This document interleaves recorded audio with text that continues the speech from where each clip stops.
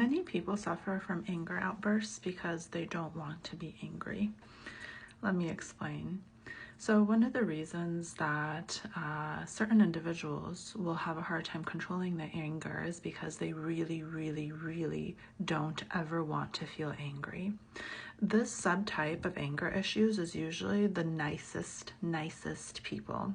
They're the people that essentially want to live like a martyr. They want to do everything for everyone else. They want to essentially be needless. They want to have no needs. And in doing this, they then have these random anger outbursts and they can't understand why. And their solution is usually to use self-control. If only I can just, have a little bit more self-discipline. If only next time I can just, take a few more deep breaths before I get angry. That's kind of their idea, their solution to handling these episodes. The problem is that this doesn't really work. So what happens is that anger is really important to the human mind. It's a core emotion and we have it for a reason. So I like to tell my clients, anger isn't trying to ruin your life. What's happening here is that because you want to sort of live this kind of like martyr-like, needless life, you're suppressing a lot of your own emotions and a lot of your wants and needs. And what's usually happening internally is that you really judge your anger. You think it's bad, you think it's wrong. And you tell yourself to calm down or whatever, to stop being angry. And we all know what happens to somebody that we tell to calm down when they're angry. They typically get a lot worse. So if you tell someone, hey, don't be angry, it's wrong to be angry, you need to calm down, like in a conversation, right? They usually get so much worse. And the same thing happens for us internally. So if we come in when we're feeling angry, telling ourselves like, no, don't do that, you should be grateful, like you shouldn't feel angry, that's wrong, then typically it just amplifies because it's not being heard. And the emotion is existing for a reason.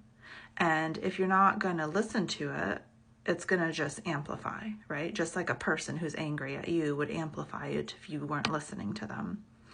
And so with anger, we need to take a very counterintuitive approach. We actually need to lean into the anger to diffuse it. So you can imagine that this also works in relationships and conversations. So when we're trained to handle somebody who's really angry, we usually lean into it. We say like, okay, it makes so much sense that you're angry right now. I would be angry too. Like, this is like obviously infuriating. You lean into it, you justify it, you show self-compassion, or you show compassion to the person who's angry. And so when you're handling one of your own anger episodes, there's two things that you need to be able to do in order to diminish your anger outbursts. So the first is kind of like a preemptive strike. What you need to be able to do is you need to handle your moments of frustration. You need to start tuning in to all those little frustrations that you feel throughout the day that you're just pushing down. And you need to actually start tuning into them, being like, hey, it makes sense that I'm frustrated. Totally makes sense. Like, I'm human. Maybe this is telling me something. Maybe I'm doing too much, right?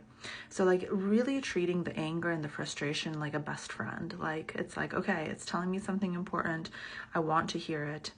The second thing that needs to happen, and this is more in the moment, is to have as much compassion as possible for your anger. And this is literally the opposite of what we do. We typically judge and shame ourselves for anger. And we kind of tell ourselves to just like shut it down, use self-discipline.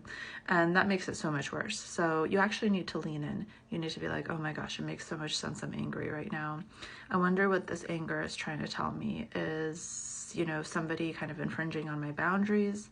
Am I doing so much more than somebody else? Is this an injustice?